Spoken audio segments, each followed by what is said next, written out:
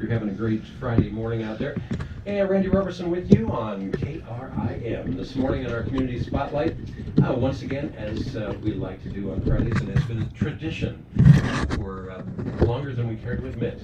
It's the Friday morning movie guys with us, Tina, Craig, and Andy with us in the studio, talking about all the movies that aren't being played right now at the Sawmill Theater, and ever so much more. And I think what we need to do is start off by talking with you, Craig, as far as with the new mandates and everything. Sawmill Theaters, you're closed for the next 30 days. Again, we're down. Just when you thought it was safe to come out of the theater. Oh yeah. I think starting July 10th we'll start doing our popcorn again though. All right. So not tomorrow night, but next Friday night we'll do popcorn to go. So people can come on by and pick up a bag of popcorn and at least take it home with whatever they're doing there. Get something going anyway. Sure. I like that. That makes sense. And now, as far as the theater right now, I know prior to this most recent shutdown, there was also we talked on a number of occasions that that seemed to really affect the movie industry as far as movie releases and that type of thing.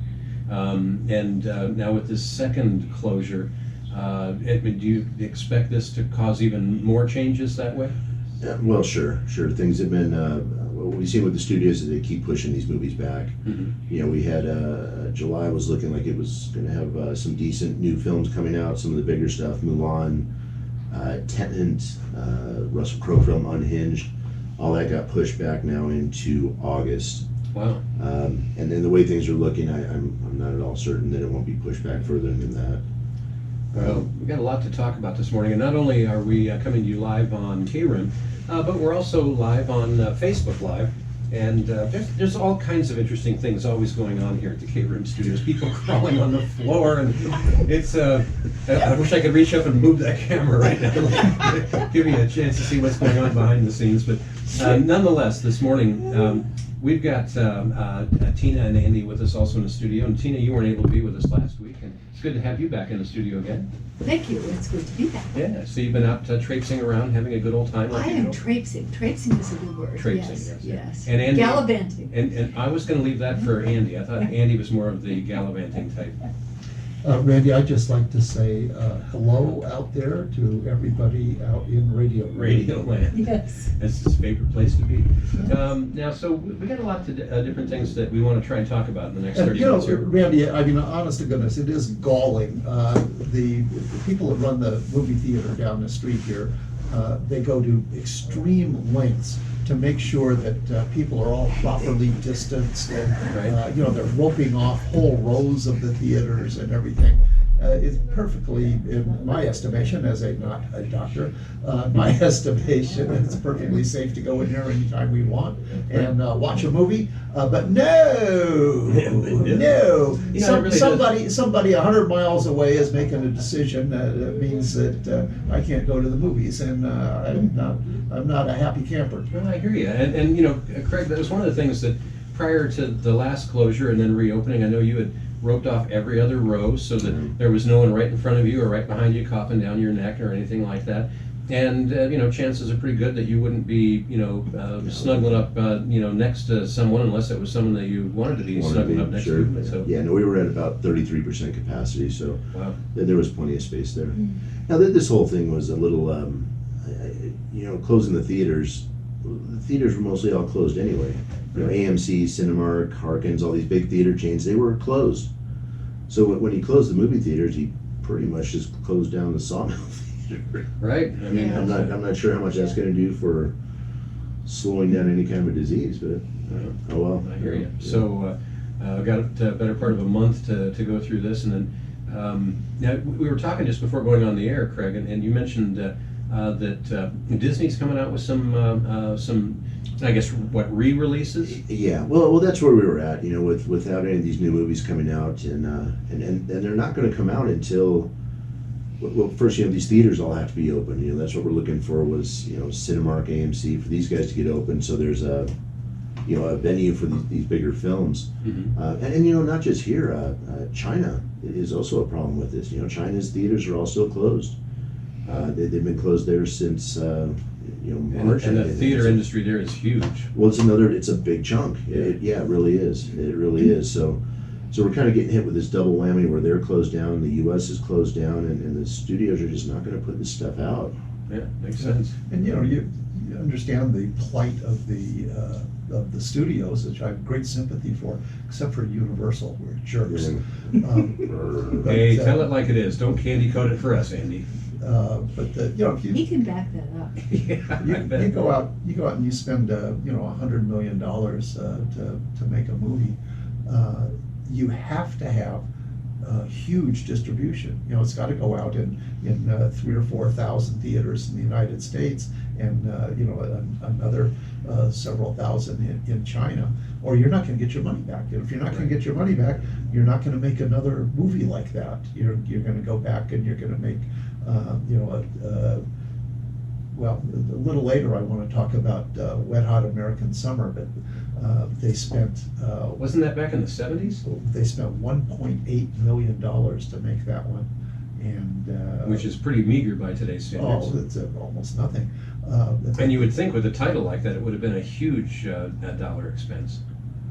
Well, it was a huge hit, Oh. which was my point. Oh, okay. It sounds like a porno film. I was going to Well, say, it's a... Well, it does, but it's about kids at a summer camp. Oh, well, it's. Oh, that makes it better. It's a porno film. By the way, we are not only coming to you live again on KRIM, but also on Facebook Live.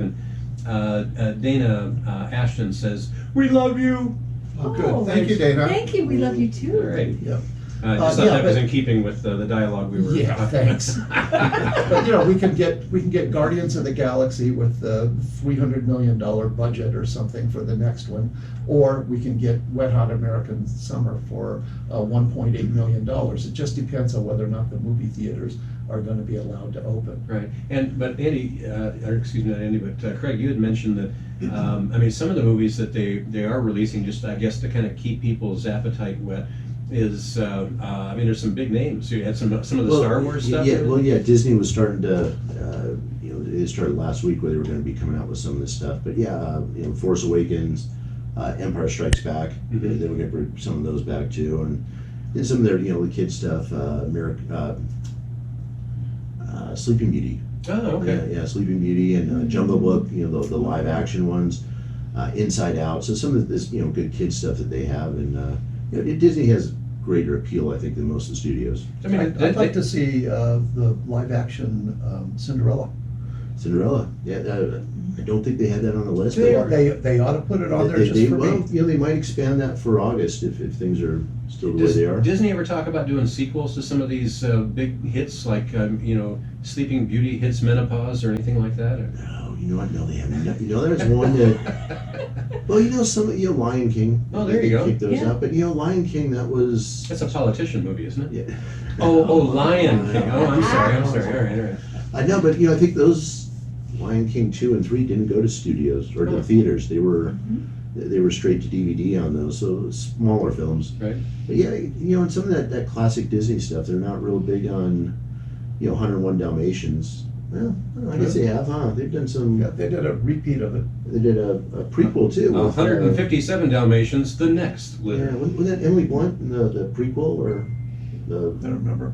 Cruella, her Cruella de Vil. Cruella, like an Is that- origin is that story or Glenn- something. Glenn Close? Glenn Close, Yeah. Yeah, whatever. Now the studios are. So, Tina, And what? Glenn Close, by the way, recently appeared in a Scout's Guide to the Zombie Apocalypse Well, that's good news. A See Scout's Guide to the Zombie Apocalypse. with Glenn Close. Crazy movie. Yeah, I think this is actually the reason why they closed the theaters. How about that, Tina? You always have an Well, it was a opinion. terrific movie, by the way. Okay, sorry. For all of you zombie aficionados, I hate to talk disparagingly. But you always have an interesting opinion slant on most any weird question I come up with. I have many opinions. There you go. What about, is there one movie that comes to mind when I say there's a movie that needs a sequel Oh, my goodness. or a prequel or? No. All right, so much for that. Well, there are movies that have gotten, the sequels or been remade. For example, I believe Blade Runner was remade. And, you know, my big thing is almost 99% of the time, read the book first, then see the movie.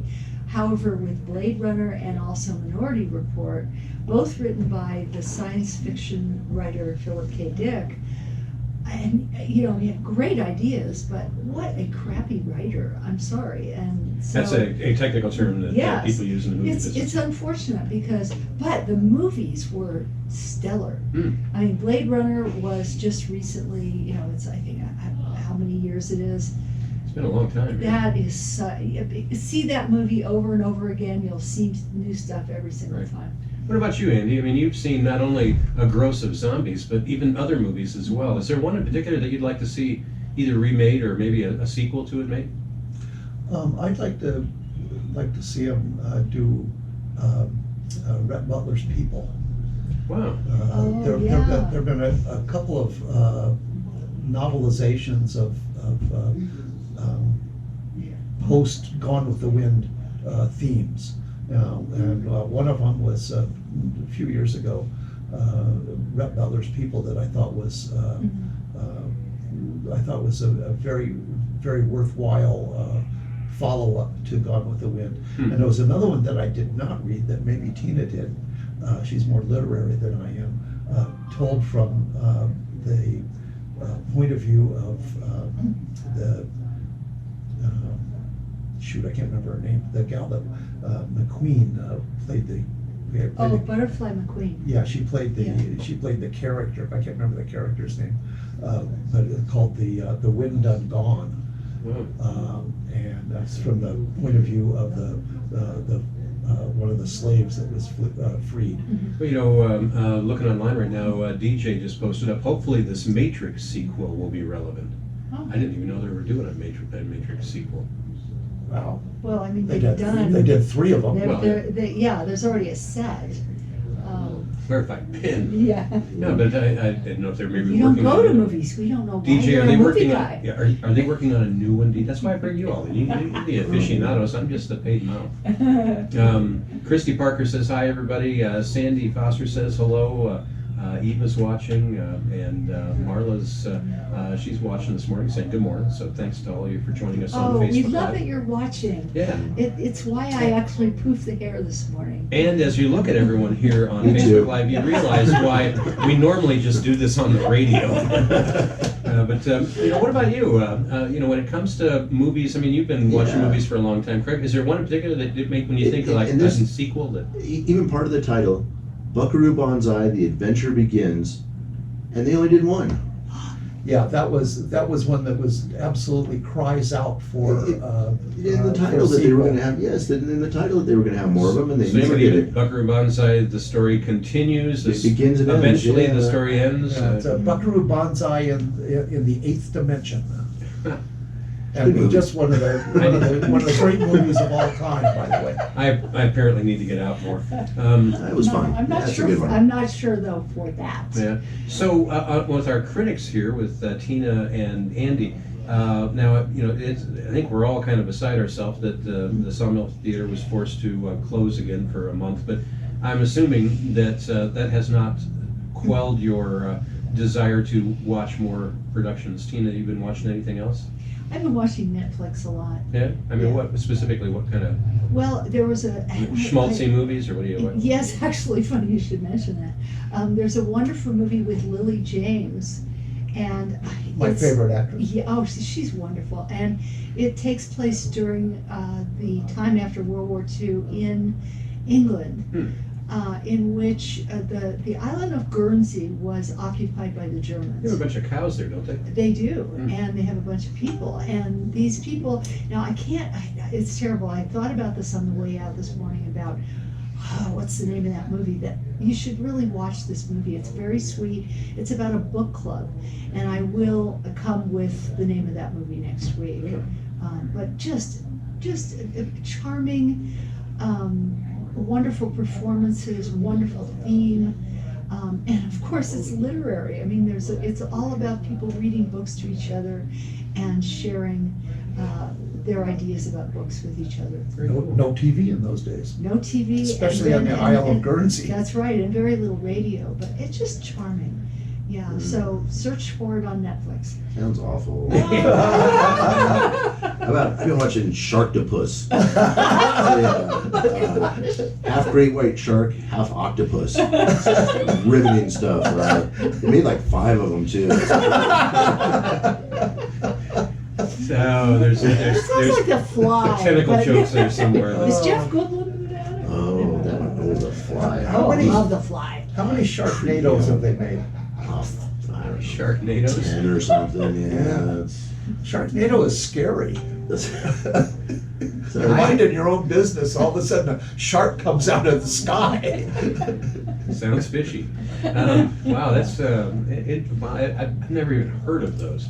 Oh, you're kidding! No, Or how about Mega Piranha? my wife doesn't let me out often. Oh, my God. Have you seen Mega Piranha? Surely you've seen that. No, Oh, my word. Oh, terrible. that sounds like a movie that bites.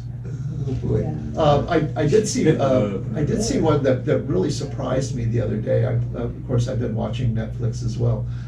I watched one called The Farewell, and there's a New York actress called Anafia, or I think that's her name.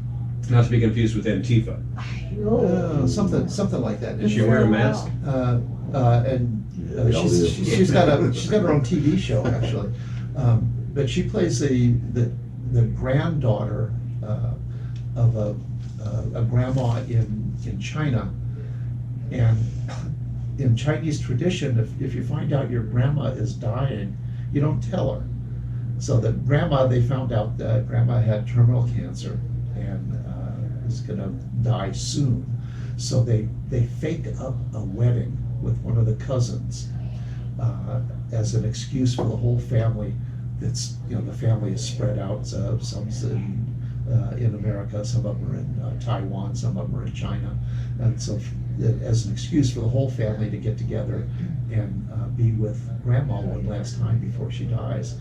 Very, very touching, very sweet, kind of a complicated and interesting look at Chinese culture that I had no, of course, what do I know about Chinese culture? So it was very enlightening for me, and just a terrific little movie, The Farewell.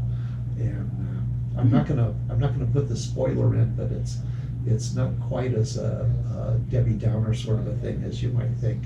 It's very charming, and is that her name, Anafina? I don't know. Anafria, something like that. Anyway, she's. You're a movie guy. You're supposed to bring information. Yeah, I can't pronounce her name. Yeah. But you might have, those of you that saw Crazy Rich Asians, Which was great. she was the over the top crazy best friend. Oh yeah, she is good. Yeah. Yeah. I've known her as a comedian, but not as a dramatic actress, and she really did well. Well, and by the way, welcome to Dory and Barb, who are joining us on Facebook Live. And again, if you just go look on Facebook for the KRIM FM Facebook page, and you'll see that we're coming to you live with video and everything right there. When I think of, you were talking about kind of a heartwarming, touching movie. Sometimes I enjoy movies like that. One of the ones that comes to my mind is Hamburger Hill. When you want to reach out and touch someone at distance. You're talking about heartwarming. I'm thinking more of heart shredding. Well, Yeah. I'm an action flick kind of guy. I like that kind of. Although the real movie behind Hamburger Hill was, that's actually a tough one to watch. Yeah. It's the reality of the Vietnam. If you like action, I've been binging. The correct title is Tom Clancy's Jack Ryan. Right. Oh wow! And holy I think I've seen some of the ads for that.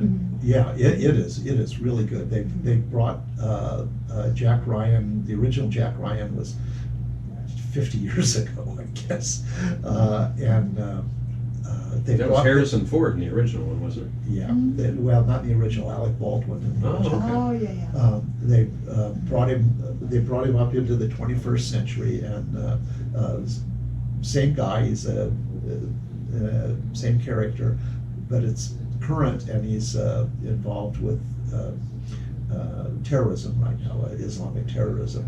Really, really very, very, very well done. Very tense, real stem winder kind of stuff. Lots of blowing up, and he's just got to the part where he's just met his doctor girlfriend, and they've switched her around a little bit. Instead of being an eye surgeon, she's a pandemic, what do you call those? In-laws? Virologist or something. So she's involved with stuff like Propaganda? Yeah, it could be. she's involved with stuff like Ebola, but it's lots of shooting, Right. lots of tension, lots of fistfights and Right. stuff. You'll like it. Right. To me, it takes an awful lot to get me involved in just a serious drama that's nothing but serious drama. I figure, I can just wake up and deal with my daily life if that's what I want to see. I need werewolves or Yeah, give me something strange and vampires or unusual. something. I need Yeah. schmaltz. Yeah. Now, when it comes to something we were talking before, Craig, about some of the movies, the releases were delayed and things like that. Do we have any idea at all with this most recent shutdown of theaters where this is going to land the next set of releases coming out of Well, Hollywood? right now it's in August. The one they're looking at is Unhinged. So Russell Right. Crowe film where Right. he's kind of a rage. Kind of unhinged. Yeah. Well, yeah. There we go. Oddly The enough. title says it all. Yeah. But yeah, it looks like a really good one, and that's the one they've been kind of looking to kick it all off with. That was supposed to be July 10th, and now it's July 31st. Ooh, ouch. So right now we're looking at August, but it just depends on how things go, and we just don't know. There's got to be an awful lot of people that their daily lives have been dramatically affected by this, and I think of like your employees there at the theater who all of a sudden can't come to work for a month. I mean, that not only makes it really rough on them, and I think we can all understand, appreciate, maybe pray for them, but after a month, if maybe somebody's decided, well, I got to do something else, so they go off and do something else. I mean, that puts a big hit on you as far as when you do come to reopen. It could be some knee jerking going on. Yeah. Well, I've actually just had on Monday, just before we closed up, I had an employee come in that had gone and found something else. Right. So, Ouch. well, it happens, and as it was, we're with things being kind of slow anyway, we're not really needing to be full staff. But yeah, when we get going again, we're gonna have to bring in new people. What were the numbers? retrain. Just as far as numbers of people coming to watch a new release. I mean, did you? I don't know. It's been. Typically, what kind of numbers for a popular movie, as far as numbers of people? What kind of numbers would be showing up at each showing, roughly? Like for Guardians of the Galaxy. There you go. Well, the theaters hold 130 people. And you can fill them at we times. usually, well, we usually go to 110 on those. So, for a good movie, 300 people a day. Three shows, 300 people a day. And prior to this last shutdown, how many people in each theater were you seeing? 30 for the day. For the day. For the day, yeah. That's going to make it tough to even. Well, that was. We were definitely kind of scraping by, I guess, as things were. So, with this shutdown, I wasn't. It wasn't like a crushing blow. I mean, we're Right. going to save a lot on other expenses too, and we'd prefer to be open, of course, but. Well, here's hoping It's tough. Here's Yeah, hoping we can get opened up soon and get opened back up to full capacity again. Well, we talked. AMC has kicked around the idea of bankruptcy. Wow. And they own you know, a lot of theaters. Oh yeah. Well, these guys have billions of dollars of revenue a year.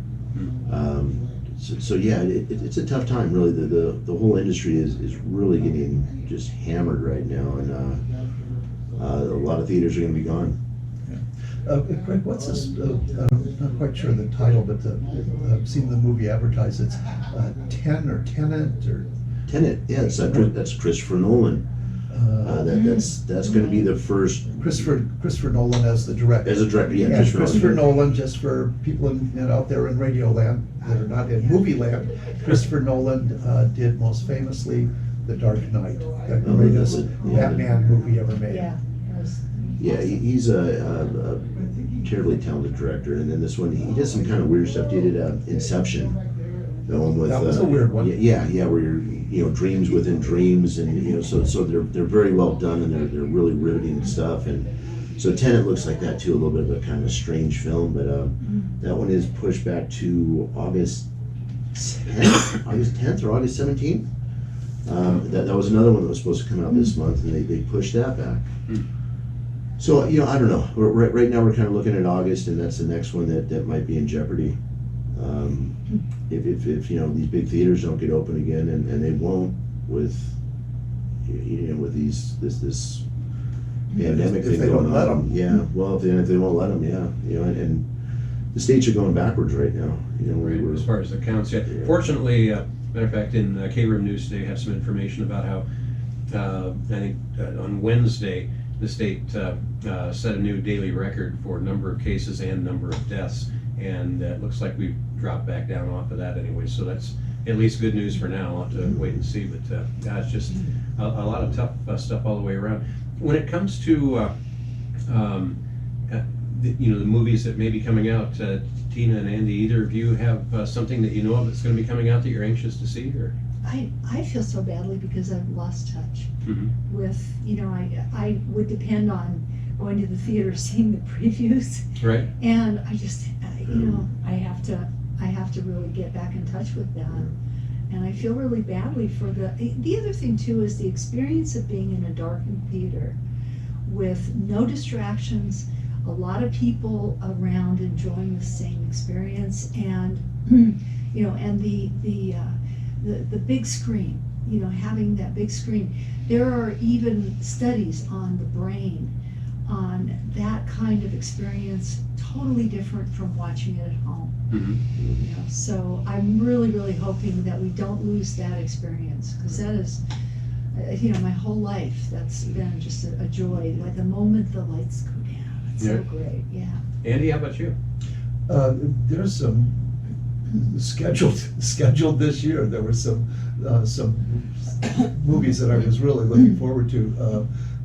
There's a James Bond movie it's all finished. It's all ready to show us. But again, they can't show it. They can't show it to 9 people. They've pushed back into November. Yeah, they've got to show that. Wow. They've got to show that to 20 million people or something in order to get their money out of it. And this will be, well, never say never again, right? But this might be the last Daniel Craig as James Bond, and I think he's just been a great James Bond. Yeah, he's a really good James Bond. Okay, so you had brought up Batman. I got to ask, of all the different people that have played the part of Batman in the most recent series of movies that have been generated, who's your favorite? Beale. Christian Bale. Christian Bale. I think he is amazing. Right. Yeah. And who? The guy's name escapes me. He did Beetlejuice. Michael Keaton. Michael Keaton. I kind of liked what he did. There was this weird comedic thing that would come into the script on that once in a while that I kind of found refreshing. Yeah, he has sort of a sardonic edge. Yeah. Yeah. And the very, very odd career move. Michael Keaton. It was a big. His role was a big success. I mean, people accepted him as Batman, Right. And he didn't do anymore. And I think he could have if he'd have wanted to. And of course, these are huge movies, making gazillions of dollars and paying the leading man a load of money. And he said, nah, I did it, and I'm gonna go do something else now. So he made the Black Bird. What was that one? Oh, Birdman. Birdman. Oh, Birdman. Yeah. Made Birdman instead. The unexpected virtue of silence, or And there's a reason why none of us can remember these lines. One Best Picture. Yeah, Best Picture. Yeah. And I think he got an Oscar too. He won it or was nominated. He was definitely nominated. Definitely nominated. And also featuring Arizona's own Emma Stone. Well, there you go. Yes, Emma Stone. Well, I tell you what, we got to get back to more of your favorite music here, but always appreciate having the movie guys in, as we'll continue to do. But one of the things, just real quick before we go, though, that I heard some conjecture on the other day, and nothing official about this. I have no idea if it's real or imagined. But somebody saying that they felt that the red box, where you go and rent a DVD, that's maybe going to go by the wayside, because you're going and renting something that someone else touched and all of that kind of stuff, and that maybe that's another way It to. could be like Blockbuster, if we all remember Oh, Blockbuster. yeah. I had friends that managed video rental, and we all went down and got our VHS tape. And it was really cool because you would be around other people and you'd strike up conversations about, wow, have you seen this? And, oh, I love that. And Right. again, social. The movies are very social if you just let them be. But, We want to get back to it. but Netflix was what killed that. Yeah. Staying at Yeah, home. stay at home. That was what Yeah. did it. Yeah, but I agree with you, Tina. I think going to the Blockbuster or the other independent stores, you're in there and you're looking at movies and you're talking to other movie fans. Yeah. And they say, hey, did you ever see this one? I said, no, I never even heard of that one. Didn't Take it even know home it existed. Yeah, Yeah, really, exactly. really cool. Yeah. take it home and watch it. Yep. Well, we got to get back to, again, more of your favorite music, but always appreciate talking to your hometown movie guys, and they'll keep us in touch with all the latest stuff at the Sawmill Theaters and ever so much more. But right now, time to get back into the music. Here's Steely Dan, Reeling in the Years. Oh, Steely Dan. Yes. Classic hits right here on KRIM 96.3 FM. Good Friday morning.